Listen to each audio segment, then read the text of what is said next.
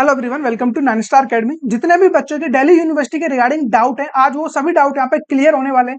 यहाँ पे मैं हर एक पॉइंट यहाँ पे कवर कर रहा हूँ, चाहे वो आपका कट ऑफ से रिलेटेड हो या फिर वो एडमिशन किस तरीके से लेना है, यहाँ पे क्या क्वालिफिकेशन होना चाहिए, क्या कैटेगरी यहाँ पे बेनिफिट्स मिलते हैं, कौन कौन से डॉक्यूमेंट्स ही रिक्वायर्ड होती है, वो हर एक पॉइंट मैं यहाँ पे क्लियर कर रहा हूँ। फीस स्ट्रक्चर वगैरह, सीट मैट्रिक्स, जो भी चीजें हैं वो मैं हर चीज आपको यहाँ पे बता दूंगा। लेकिन उससे पहले एक पॉइंट और आपको बताना जरूरी है, जिसके बारे में हर एक बच्चे को पता होना चाहिए। देखिए, अब जो ये पूरा सेशन चल रहा है, जो भी ये सीजन है, ये है बीटेक के एडमिशन का सीजन। मैं सीधा सा बात बोलूं तो आपसे, और यहाँ पर आप लोगों के पास अभी से किसी ना किसी प्राइवेट कॉलेज या यूनिवर्सिटी से कॉल और एसएमएस आना स्टार्ट हो चुके होंगे, और आप लोगों को कहीं ना कहीं एक तरीके से टॉर्चर किया जा रहा होगा कि आप उनके कॉलेज या यूनिवर्सिटी में एडमिशन ले ले जितना जल्द से जल्द हो सके। ठीक है, वो यहाँ तक कि बोला जा रहा होगा कि आप लोगों के पास मात्र 10 से 15 दिन का टाइम है। यदि आप लोगों ने एडमिशन नहीं लिया तो फिर आपके लिए यहाँ पे एडमिशन मिलना मुश्किल हो जाएगा और एडमिशन यहाँ पे नहीं मिलेगा। बोलेंगे कि हमारे पास मात्र 20 सीट बची हुई है और जितना भी जल्दी हो सके आप यहाँ पे अपनी सीट बुक करा लीजिए। जो भी अमाउंट है सीट बुकिंग का, इनका जो भी यहाँ पे सीट बुक का कुछ ना कुछ अमाउंट होगा, 20 से 25 हजार रुपए, वो आप यहाँ पे पे करा दीजिए। उसके बाद आप जब सीट लॉक हो जाएगी तो फिर आप आराम से अपनी फीस वगैरह सबमिट कर देना जब भी क्लासेस वगैरह चालू हो तो। ठीक है, ये सारी चीजें बोली जा रही होंगी, लेकिन आप लोगों को इनके झांसे में बिल्कुल भी नहीं आना है। अभी काफी ज्यादा लंबा टाइम है इन सब चीजों के लिए। एडमिशन के लिए अभी बहुत सारा प्रोसीजर बचा हुआ है। आप लोगों को पता होगा कम से कम 20 से 25 काउंसलिंग्स होती हैं, जिनमें से अभी एक भी काउंसलिंग कंप्लीट नहीं हुई है। ठीक है, अभी कोई किसी ना किसी का रजिस्ट्रेशन स्टार्ट हुआ है, किसी का रजिस्ट्रेशन तक स्टार्ट नहीं हुआ है। और यहाँ पे बच्चों को बताया जा रहा है कि आप लोगों के लिए सीट खत्म होने जा रही है। प्लीज उन सीटों को आप खत्म हो जाने दीजिए, वो सीट्स आपके लिए है ही नहीं।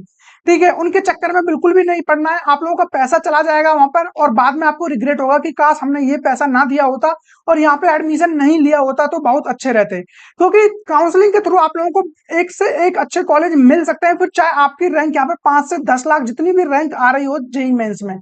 ठीक है, तो सबसे पहले हम डीयू के बारे में बात कर लेते हैं। दिल्ली यूनिवर्सिटी के बारे में जितने भी पॉइंट्स मैं आपको बता देता हूँ, क्या प्रोसीजर है पूरा कंप्लीट यहाँ पे एडमिशन का। इसके बाद मैं आपको फर्दर बताने वाला हूँ क्या यहाँ पे आपके लिए वर्थ इट होगा या नहीं होगा। फिर बाकी जिस प्राइवेट कॉलेज यूनिवर्सिटी में आप जाना चाह रहे हो उसके बारे में भी क्या ओपिनियन है वो मैं आपको अपने पर्सपेक्टिव से बता दूंगा। ठीक है, तो सबसे पहले मैं आपको बता देता हूँ यहाँ पे इसके अंडर जो भी डीयू है, इसके अंदर आप लोगों के लिए 3 ब्रांच ऑफर की जाती है। ठीक है, बीटेक के अंदर, जिसमें से फर्स्ट है आप लोगों के लिए कंप्यूटर साइंस, उसके अलावा सेकंड आप लोगों के लिए इलेक्ट्रॉनिक्स एंड कम्युनिकेशन, थर्ड है इलेक्ट्रिकल इंजीनियरिंग। ठीक है, 3 ब्रांच यहाँ पे अवेलेबल है फिलहाल अभी के टाइम पर। जैसे ही आगे ऐड होंगी तो वो आप लोगों को पता चल जाएगा। उसके अलावा यहाँ पे कुछ और इंपॉर्टेंट जितने भी सारे की पॉइंट्स मैं आपको यहाँ पे बता दूंगा। रजिस्ट्रेशन ऑलरेडी स्टार्ट हो चुका है इसकी काउंसलिंग का, जो कि 25 अप्रैल से ही स्टार्ट हो चुका था, और जो उसकी लास्ट डेट है वो आप देख पा रहे होंगे कि 25 मई यहाँ पे लास्ट डेट रहने वाली है। तो आप लोगों के पास अभी देखिए आज 17 मई हो चुका है ऑलरेडी, तो 17 से अब 3 ये और 5 8 दिन आपके पास हैं। जितने भी बच्चों को लगे इस वीडियो को देखने के बाद कि आप लोगों को यहाँ पे एडमिशन लेना चाहिए और आप इसके मतलब कि एलिजिबल हो इस काउंसलिंग के लिए, तो फिर आप लोगों को जो भी है वो 25 से पहले पहले यहाँ पे रजिस्ट्रेशन करना होगा। उसके अलावा कुछ और पॉइंट्स हैं जो कि आपको पता होना चाहिए। मैं हर एक पॉइंट यहाँ पे आप लोगों को बता दूंगा ताकि आपको बाद में कोई प्रॉब्लम ना हो।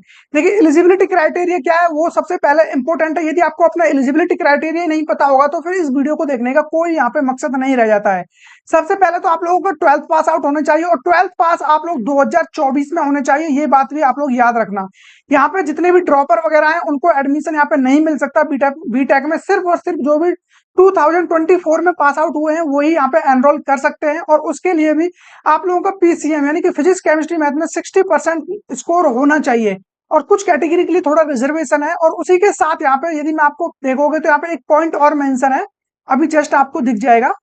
ठीक है, देखिए ये कुछ कैटेगरी वाइज यहाँ पे परसेंटेज है, जैसे कि आप लोग देख पा रहे होंगे SC ST के लिए 50% रखा गया है, और यहाँ पे जो भी PWBD यानी कि जो डिसेबिलिटी वाले स्टूडेंट्स हैं उनके लिए 50%, और जो ओबीसी वाले बच्चे हैं उनके लिए 55%। अब मैं यहाँ पे एक बात और आपको बता देता हूँ, ये तो आपको ऑलरेडी पता होगा कि यहाँ पे जो एडमिशन है आप लोगों को जेईई मेंस के बेस पे मिलने वाला है बीटेक में, क्योंकि काउंसलिंग ही जेईई मेंस के बेस पर होती है। लेकिन आपको एक चीज और पता होना चाहिए, 2024 में 12th होने के साथ साथ आप लोगों को ये भी ध्यान में रखना होगा कि आपकी वहां पे कोई भी कंपार्टमेंट या फिर सप्लीमेंट्री नहीं होनी चाहिए। यदि आप लोगों के साथ ऐसा कुछ सीन है तो आप यहाँ पे एलिजिबल बिल्कुल भी नहीं हो। ये पॉइंट्स आपको कोई नहीं बताएगा, लेकिन आपको पता होना काफी ज्यादा जरूरी है यदि आप लोग डीयू में अपना मन बना रहे हो तो। ठीक है, ये मैंने आपको ऑलरेडी बता दिया। यहाँ पे 3 कोर्स आप लोगों के लिए ऑफर किए जाते हैं, सीएसई हो गया, ईसीई हो गया और आपका ईई। ठीक है, उसी के साथ जो भी इंपॉर्टेंट पॉइंट्स है मैं आपको यहाँ पे बता देता हूँ। जो इसकी फीस रहने वाली है ये आप लोगों को पता होना चाहिए। जो कि नॉन रिफंडेबल फीस है वो है आप लोगों के लिए general category, OBC and EWS, इन बच्चों के लिए 1500 रुपए रहने वाला है, जो कि नॉन रिफंडेबल है। यही एससी एसटी के लिए जो रजिस्ट्रेशन फीस है वो 1200 रुपए रहने वाला है। और रजिस्ट्रेशन की लास्ट डेट मैंने आपको बता दिया, 25 मई से पहले पहले आपको रजिस्ट्रेशन करना होगा, 25 मई को भी आप कर सकते हो। ठीक है, तो ये कुछ पॉइंट्स हैं और मैं पूरा स्टेप बाय स्टेप आपको बता दूंगा। और जो भी ये पीडीएफ है इसका भी डिस्क्रिप्शन में आपको लिंक दे दूंगा। जो कंप्लीट एक प्रोसीजर रहता है वो इस तरीके से, पहले आपको अपनी कुछ पर्सनल डिटेल्स डालनी होंगी, उसके बाद एकेडमिक सेक्शन, फिर कुछ डॉक्यूमेंट्स अपलोड करने हैं, रिव्यू करने के बाद उसको सबमिट कर देना है, और फाइनली आपको जो भी प्रेफरेंस वगैरह आएंगी वो आप यहाँ पे चॉइस वगैरह डाल दोगे। ठीक है, प्रोसीजर लगभग सभी काउंसलिंग का सेम रहता है। और जो भी चीजें मैं आपको यहाँ पे फर्दर बताता चल रहा हूँ, एक चीज और याद रखना, जितने भी कैंडिडेट है चाहे वो SC ST OBC NCL EWS Kashmiri migrant हो या डिफेंस कोटा उनको मिल रहा हो या फिर वो सिंगल गर्ल चाइल्ड हो, जो भी कैटेगरी में आप आ रहे हो उसका सर्टिफिकेट होना आपके पास मैंडेटरी है। यदि सर्टिफिकेट नहीं है तो आप वहां पे बिल्कुल भी ऑथेंटिकेटेड नहीं रहोगे किसी भी एडमिशन के लिए। एडमिशन तो ले सकते हो लेकिन आपको रिजर्वेशन नहीं मिलेगा, आपको उसका रिजर्वेशन का कोई भी यहाँ पे बेनिफिट नहीं दिया जाएगा। ये चीज आप याद रखना। उसके बाद मैं आपको बता दूं, फीस यहाँ पे अच्छी खासी रहने वाली है। इस कॉलेज की फीस में आप लोगों के लिए कोई भी राहत नहीं है। हाँ, लेकिन आपको एक दूसरी तरीके से राहत मिल सकती है। यदि आप लोगों का कुछ यानी कि फाइनेंशियल प्रॉब्लम है, इस तरीके की प्रॉब्लम्स हैं, तब आपके लिए फीस थोड़ा सा रिड्यूस हो सकती है। अदरवाइज जो इसकी फीस है एक साल की वो 2,16,000 रुपए रहने वाली है, जो कि बहुत ही ज्यादा अमाउंट है एक गवर्नमेंट कॉलेज के लिए। और आप लोग देखते होंगे कि किसी यानी कि एक अच्छा प्राइवेट कॉलेज है वो भी 2,16,000 रुपए में आपकी लगभग बीटेक करा देता है। कुछ कॉलेज हैं जो इससे भी ज्यादा ले रहे होते हैं। ठीक है, जिसमें से और आपको 1 लाख रुपए जब भी आप अपनी सीट लॉक करोगे उस टाइम पे आपको देना पड़ेगा। ठीक है, सीट लॉक करने के टाइम पर जब भी आप यहाँ पे एग्री करते हो तो 1 लाख रुपए देना होगा उसके उस टाइम पर। उसके अलावा आप लोगों के लिए कुछ राहत हो जाती है, जैसे कि जो पीडब्ल्यू बीडी वाले बच्चे हैं जो इस कैटेगरी में आते हैं उनके लिए जो भी यहाँ पे एडमिशन कंफर्मेशन फीस है, जो एडमिशन कंफर्म करने के लिए आप लोग 1 लाख रुपए दे रहे थे, वहीं इन बच्चों को मात्र 25,000 रुपए देने होंगे। ठीक है, अब मैं यहाँ पे बता देता हूँ कुछ क्राइटेरिया है जिससे कि आपको थोड़ा रिलैक्सेशन मिल सकता है फीस में। ये काफी अच्छा पॉइंट है। इतनी ज्यादा फीस होने के बावजूद मात्र यही एक पॉइंट बचता है जिसके रिगार्डिंग आप लोगों को थोड़ा सा यहाँ पे राहत मिल जाती है।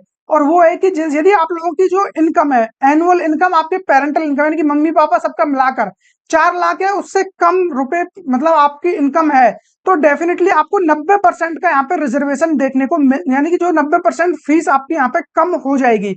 और यदि जो आपकी इनकम है वो 4 लाख से 8 लाख के बीच में है, ठीक है, 4 लाख से 8 लाख के बीच में आपकी इनकम है, तो 50% फीस आपकी यहाँ पे माफ कर दी जाएगी, उसका रिटर्न आपको मिल जाएगा।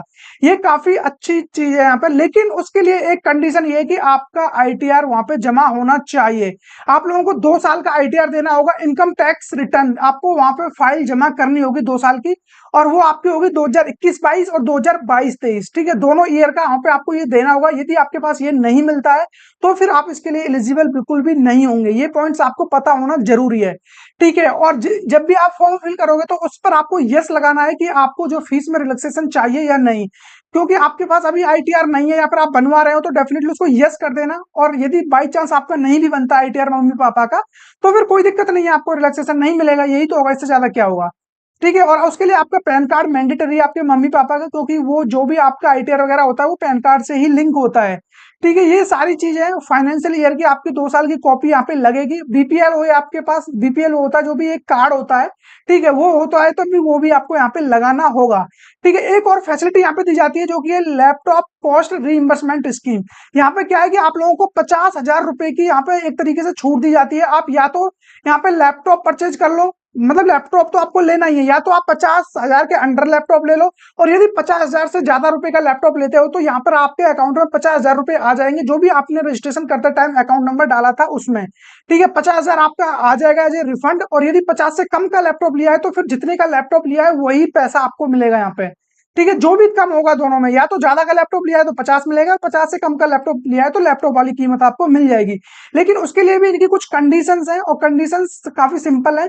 आप लोगों ने जो भी लैपटॉप लिया है, ठीक है, लैपटॉप परचेज करना होगा आप लोगों को, वो यानी कि जो भी लास्ट डेट होगी applying for the laptop reimbursement scheme shall be 30 days after the course of all round. जो भी सारे राउंड यहाँ पे हो जाएंगे उसके आप लोगों को 30 दिन के अंदर अंदर यहाँ पे आपको जो भी अप्लाई करना होगा लैपटॉप स्कीम के लिए, उसके साथ साथ इनवॉइस आपके नाम से होना चाहिए, जो भी बच्चा पढ़ रहा है, जो भी एडमिशन ले रहा है उसके नाम पर इनवॉइस होना चाहिए, बिल होना चाहिए लैपटॉप का, ठीक है। और वो किसी भी ईएमआई पर परचेज नहीं होना चाहिए। यदि आप ईएमआई के थ्रू ले रहे हो तो यहाँ पे फिर आप इसके लिए एलिजिबल नहीं होंगे, आपको कोई रुपया यहाँ पे नहीं दिया जाएगा, ठीक है। और उसके बाद यानी कि जब आप काउंसलिंग करोगे तो एक अपग्रेड और फ्री जैसे टर्म्स आते हैं, ये काफी सिंपल है। अपग्रेड का मतलब ये होता है कि जब भी आप लोगों ने यानी कि फर्स्ट राउंड में आप गए, सेकंड राउंड में आप लोगों ने जो भी चॉइस फिल की, सपोज करो कि आपने चॉइस डाली 1 2 3 4 5, आपने 5 चॉइस फिल की और सपोज करो पहले राउंड में आपको फोर्थ चॉइस दे दी जाती है, ठीक है। अब आपके पास दो ऑप्शन है, आप उसको फ्रीज करना चाह रहे हो या आप उसको अपग्रेड करना चाह रहे हो।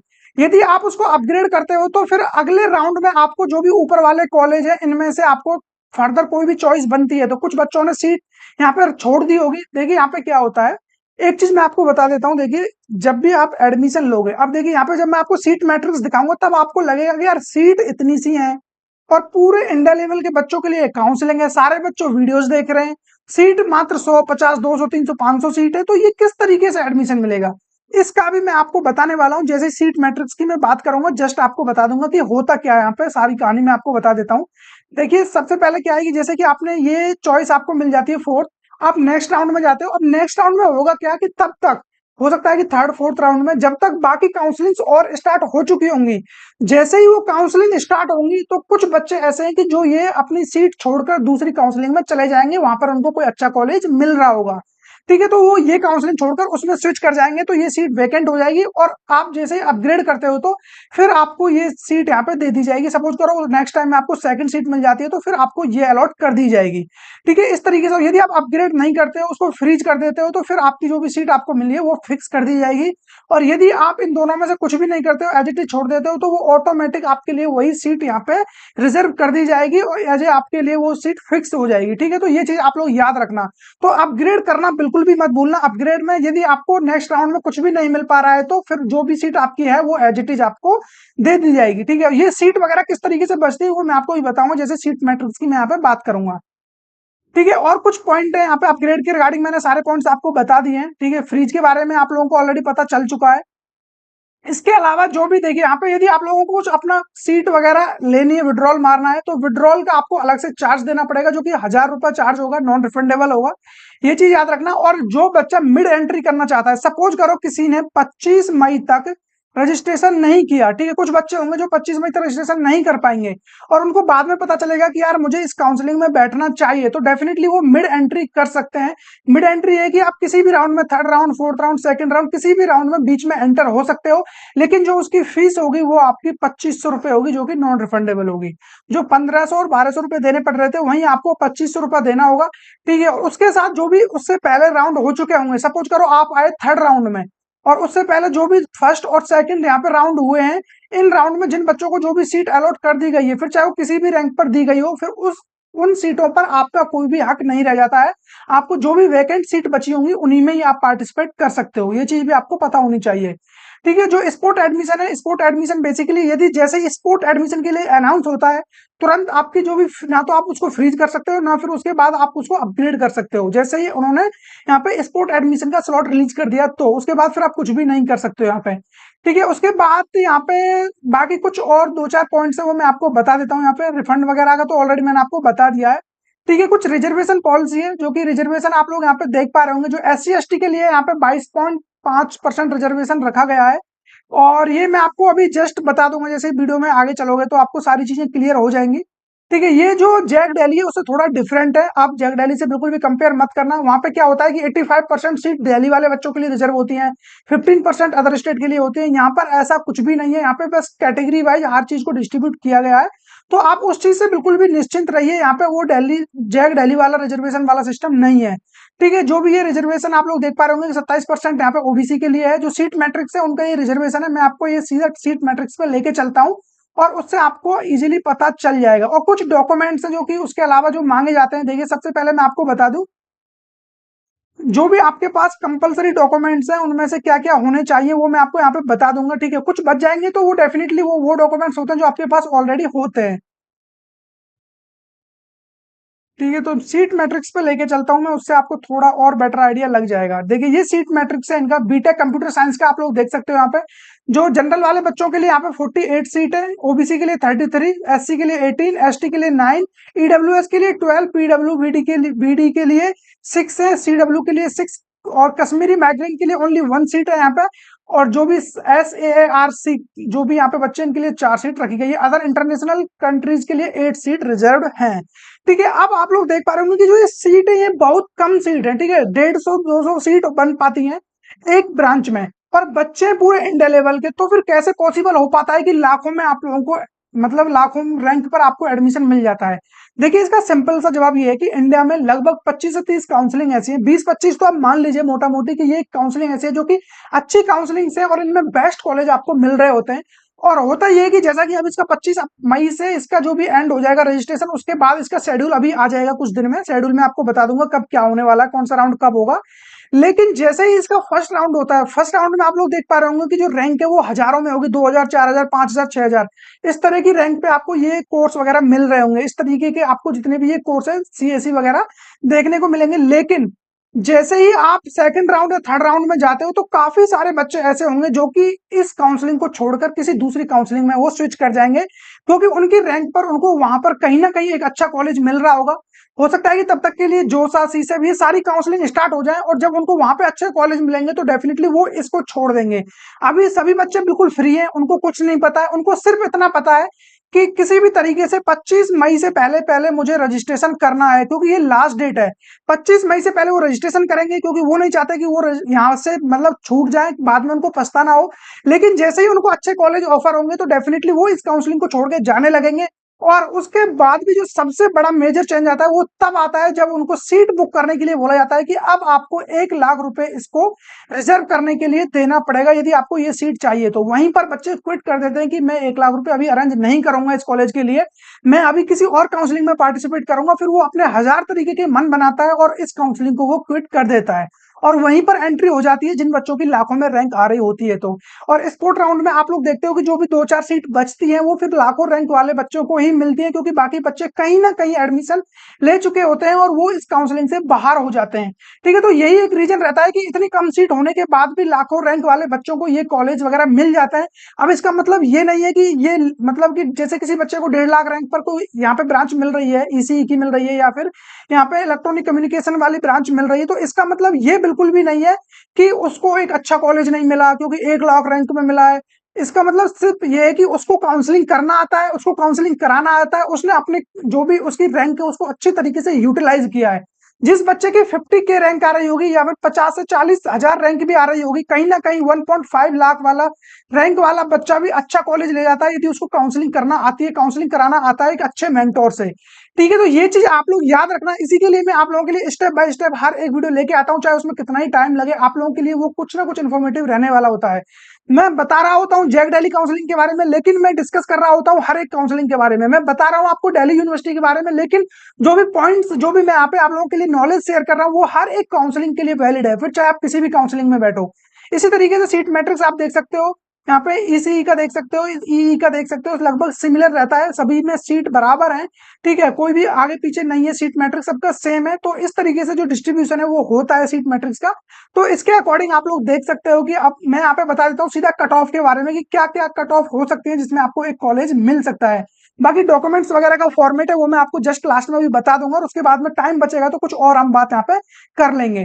देखिए सबसे पहले मैं बता दूं, यदि आप जनरल कैंडिडेट हो, ठीक है, जनरल कैटेगरी से आते हो और आपको कहीं ना कहीं सीएससी जैसी ब्रांच में एडमिशन चाहिए इसमें, ठीक है, कंप्यूटर साइंस में। अरे यार, ठीक है, आप जनरल कैंडिडेट हो या ओबीसी हो, जो भी हो, कहीं ना कहीं आपका टारगेट है कि मुझे सीएससी ब्रांच चाहिए, तो फिर डेफिनेटली आपकी जो रैंक है वो कहीं ना कहीं 50,000 से 60,000 के बीच में आनी चाहिए। अब इनका कोई ऑफिशियली डेटा रिलीज नहीं है, और वो इसलिए नहीं है क्योंकि इसमें बीटेक का जो कोर्स है वो जस्ट प्रीवियस ईयर में ही लॉन्च हुआ है, 1 साल ही हुआ है इसको रनिंग करते हुए, इस वाले ब्रांच को मतलब बीटेक को। अभी ये दूसरी साल है, जो भी एडमिशन बच्चे यहाँ पे एनरोल करेंगे वो सेकंड दूसरी बार यहाँ पे एडमिशन होगा बीटेक के लिए। अभी जो भी बच्चों ने प्रीवियस ईयर में एनरोल किया था, अब वो सेकंड ईयर में आ रहे होंगे, तो अभी कुछ खास डेटा है नहीं है। ये भी जो भी डेटा है ये बच्चों से पता चला है कि इन रैंक तक यहाँ पे एडमिशन देखने को मिल जाता है।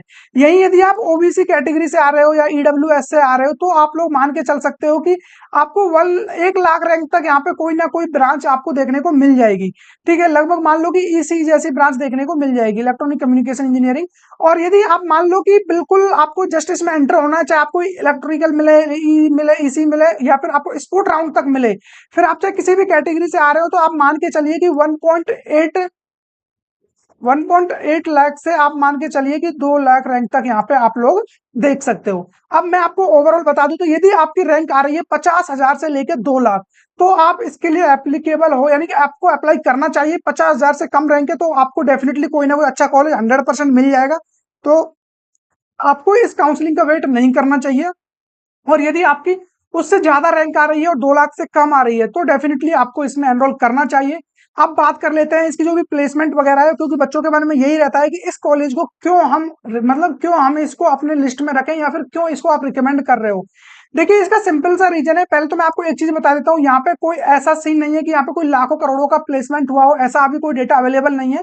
क्योंकि जो यहाँ पे 2023 से बीटेक का जो भी कोर्स है वो लॉन्च हुआ था, 2023 से स्टार्ट हुआ था बीटेक के लिए एनरोल होना। तो अब आप मान सकते हो कि अभी तक यहाँ पे कोई भी ऐसा डेटा तो ओपनली रिलीज हुआ नहीं है। ठीक है, तो जो भी यहाँ पे अनुमान लगाया जा रहा है वो इसके बेस पे लगाया जा रहा है, जो भी यहाँ पे बाकी कोर्स है, जैसे बीएससी हो गया आपका, बीसीए हो गया, बीकॉम, एमकॉम, एमएससी, इन सभी का जो प्लेसमेंट है वो आप मान के चलिए 10 से 15 लाख रुपए का प्लेसमेंट यहाँ से लगता है बच्चों का। ठीक है, काफी रेप्यूटेड कॉलेज है, इसके अंडर में काफी कॉलेज आ रहे होते हैं, लेकिन जो अभी बीटेक वाला कोर्स है ये सिर्फ एक ही कैंपस में अभी चालू हुआ है, इस जस्ट दिल्ली यूनिवर्सिटी में ही। तो इसका जो भी मतलब रिकॉर्ड रहने वाला है सब कुछ अच्छा ही रहेगा। और अभी आप लोगों को 4 साल यहाँ पे बिताने वाले हो। ठीक है, तो 4 साल में इसका जो भी इंफ्रास्ट्रक्चर है वो सुधरने वाला है, क्योंकि अभी जो भी क्लासेस वगैरह चल रही हैं, वो जो पहले से ही जो भी डिपार्टमेंट बने हुए थे उन्हीं के नीचे जो भी रूम्स वगैरह खाली थे उन्हीं में ये क्लास वगैरह रन करा रहे हैं। तो अभी इसका जो भी अलग से ब्लॉक वगैरह बनना चालू हो जाएगा 1-2 साल में। तो जब आप यहाँ से निकल रहे होंगे तो कहीं ना कहीं इसकी जो भी एक डिमांड है वो अच्छी खासी हो जाएगी, और काफी बड़ी बड़ी कंपनियां यहाँ पे विजिट करने को देखने को मिल रही होंगी। ठीक है, आप लोगों के लिए तो पैकेज वगैरह सब कुछ अच्छा रहने वाला है, ऐसा उम्मीद किया जा सकता है। तो मैं ये नहीं बोलूंगा कि 100% ही सब कुछ यहाँ पे सॉर्टेड है, तो आप उसको भी थोड़ा नजरों में रखना, अपने हिसाब किताब से रख के चलना। और यदि आपका कोई भी रिलेटिव वगैरह पढ़ रहा हो तो उससे थोड़ा आप आइडिया ले सकते हो कि वहाँ की जो फैकल्टी वगैरह है वो किस तरीके की है, और बाकी जो चीजें चल रही है वो क्या तरीके से वहाँ पे चल रही है। ठीक है, तो अभी हो सकता है कि थोड़ा मिसमैनेजमेंट हो, क्योंकि एक ही साल हुआ है तो थोड़ा टाइम लगता है चीजों को करने में। लेकिन इतना जरूर है कि जब इसका मतलब जो आने वाले 3 से 4 साल में जो काफी ज्यादा इसका मतलब क्रेज रहने वाला है इस कॉलेज का, क्योंकि अभी से ही लोगों ने जो काम करना स्टार्ट किया है, इनके जो विजन्स वगैरह हैं, आप इनके ब्राउचर वगैरह पढ़ोगे तो वहां से काफी चीजें आपको समझ में आ जाएंगी कि हाँ, इनका विजन काफी ठीक ठाक लगता है। और यदि आपको लाखों रैंक पर ऐसे कॉलेज मिल रहे हैं तो बिल्कुल भी मैं इसको गलत नहीं मानूंगा। ठीक है, कुछ बच्चे इसका नेगेटिव रेस्पॉन्स देते हैं, वो इस बेस पे देते हैं क्योंकि उन्होंने अभी ना तो कुछ इसके प्लेसमेंट के बारे में सुना है, ना ही उन्होंने अपने कुछ सीनियर्स के बारे में सुना है कि यहाँ का कोई एलुमनाई वगैरह हो, ऐसा कुछ भी नहीं है। तो जब कोई चीज स्टार्ट होती है तो उसमें बाधाएं आती हैं, इस तरीके की चीजें देखने को मिलती हैं डेफिनेटली। तो उन सब चीजों को थोड़ा सा आप अवॉइड करिए। ये यहाँ के ड्रॉबैक हो सकते हैं, जैसे कि एलुमनाई नहीं है, अभी थोड़ा इंफ्रास्ट्रक्चर में दिक्कत है, बाकी प्लेसमेंट वगैरह के बारे में थोड़ी कम इंफॉर्मेशन है, ये सारी दिक्कतें हो सकती हैं। लेकिन यहाँ पे कुछ अच्छी चीजें भी हैं, जैसे कि आपका डीयू की डिग्री मिलेगी आपको पहली बात तो। डीयू काफी आप लोगों को पता है कितना रेप्यूटेड कॉलेज है, तो यूनिवर्सिटी उसकी आपको डिग्री मिल रही है तो उसका भी काफी नाम रहने वाला है, ऐसी बात नहीं है। ठीक है, उसके अलावा यहाँ पे जो भी आपको फीस वगैरह में काफी रिलैक्सेशन मिल जाता है, यदि आपकी जो भी इनकम वगैरह कम है मम्मी पापा की, तो काफी ज्यादा रिलैक्सेशन मिल जाता है। उसके अलावा आप लोगों के लैपटॉप के लिए 50,000 रुपए अलग से दिए जाते हैं, तो ये काफी ज्यादा चीजें इकट्ठी हो जाती हैं। तो फिर आप इस तरीके से अपना मन बना सकते हो, यदि आप लोगों को ये 2 से 3 बेनिफिट यहाँ पे मिल रहे हो। हाँ, यदि आप बिल्कुल जनरल कैंडिडेट में आ रहे हो, आप लैपटॉप का बेनिफिट नहीं ले सकते, आप यहाँ पे फीस का कोई भी यहाँ पे कम नहीं करा पा रहे हो, तो फिर आप इसको क्विट कर सकते हो, क्योंकि फिर आपको यहाँ पे ज्यादा बेनिफिट नहीं है, क्योंकि आप यहाँ पे 100% श्योर नहीं हो किसी भी चीज को लेकर। ठीक है, तो ये पूरा ओवरऑल रिव्यू था इस कॉलेज का। और उसके साथ में यहाँ पे आपको बता देता हूँ जो भी यहाँ पे फॉर्मेट रहने वाला है कुछ सर्टिफिकेट वगैरह का, ये सारे फॉर्मेट है, ये आप पीडीएफ से इनको निकाल के, जैसे कि ये हो गया आपका ओबीसी एनसीएल का सर्टिफिकेट हो गया, ये आपका इकोनॉमिकली वीकर सेक्शन हो गया ईडब्ल्यूएस का, ये हर एक कैटेगरी के सर्टिफिकेट आपको यहाँ पे देखने को मिल जाएंगे। इस फॉर्मेट को डाउनलोड करके आपको जो भी कोई ए ग्रेड अधिकारी हो उसका भी मैंने आप लोगों को हर एक वीडियो में बताया हुआ है। ये जितने भी आपको ये देख रहे हैं पोस्ट आप देख रहे हो, इन सबसे आप अपने सिग्नेचर करा सकते हो। ठीक है, तो आई होप आप लोगों को जो भी दिल्ली यूनिवर्सिटी के रिगार्डिंग डाउट थे वो सारे क्लियर हो गए होंगे। और लास्ट में मैं आप लोगों को एक और सजेशन देना चाहूंगा कि आप लोग प्लीज जल्दीबाजी में एडमिशन बिल्कुल मत लेना। अभी आप इसके लिए अप्लाई कर सकते हो, रजिस्ट्रेशन कर सकते हो, लेकिन किसी भी प्राइवेट कॉलेज या यूनिवर्सिटी में जाकर आप बिल्कुल भी अंधविश्वास करके या फिर आप लोग अपनी आंख बंद करके वहां पे कोई भी सीट वगैरह बुक मत करना। ठीक है, जब तक कि आप अच्छे से आप हर एक चीज को एनालिसिस ना कर लो, आप खुद जाकर के चीजों को ना देख लो, प्लीज जल्दीबाजी बिल्कुल मत करना। देखिए, एक बात आप मान के चलना, जो आपको कॉलेज या यूनिवर्सिटी बोल रहे हैं कि उनकी सीट एंड होने को जा रही है, उनकी सीट फुलफिल होने को जा रही है, आप मान के चलो कि उन कॉलेज या यूनिवर्सिटीज की सीट ही है जो सबसे लास्ट तक भरी जाएंगी।